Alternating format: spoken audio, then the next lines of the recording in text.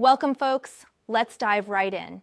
Today we're exploring how hibernators show these wild biological superpowers that could actually help treat conditions like diabetes Yeah, and indeed, really wild Alzheimer's. stuff. Absolutely. It's fascinating how animals that hibernate can effectively press pause on their metabolism. Muscles don't waste away, and even the brain slows down, yet they bounce back perfectly.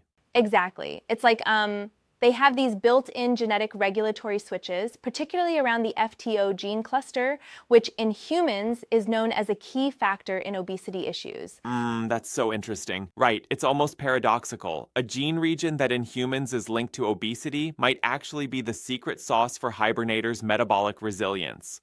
Yeah, and get this. It seems that these regulatory DNA segments, which aren't genes themselves, but sort of act as conductors in an orchestra, adjust the activity of hundreds of genes all at once. Yup, a real symphony in action, right?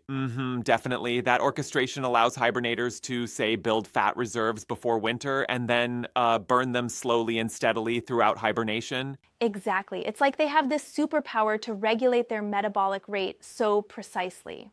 Though I do wonder if we tried to tinker with similar mechanisms in humans, wouldn't that be a bit like playing with highly sensitive instruments? Yeah, I see your point. Right. There are risks with tweaking so many genes at once. It's not as simple as flipping a switch. In nature, thousands of years of evolution have fine-tuned these processes in hibernators. True, but the upside is enormous. If we could, say, mimic that hibernation regulatory control in humans, we might tackle diseases like type 2 diabetes and even neurodegeneration. Exactly, that could be revolutionary. It's kind of like finding a hidden recipe in your own genetic cookbook, right? Which we could then Yeah, harness it's for like therapeutic purposes. unearthing a secret ingredient that's been lying dormant all along.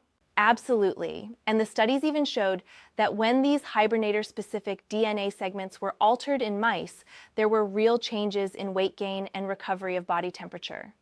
Yep, that's pretty compelling. Though I have to say, while the potential is huge, we should be cautious. We aren't yet sure if replicating these changes in humans would work exactly the same way. That's right, it's a bit of a leap, like trying to recalibrate an orchestra mid-performance without missing a beat. But the Exactly, very research true. definitely opens up exciting possibilities. And what's super cool is how they used multiple whole genome analysis methods to isolate those regulatory regions, like searching for needles in a giant DNA haystack.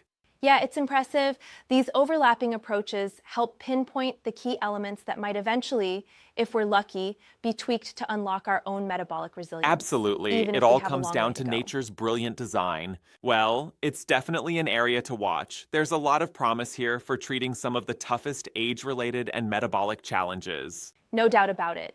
With more research, maybe, one day we'll be tapping into our own hibernation mode Yep, to that would fight be a game diseases. changer.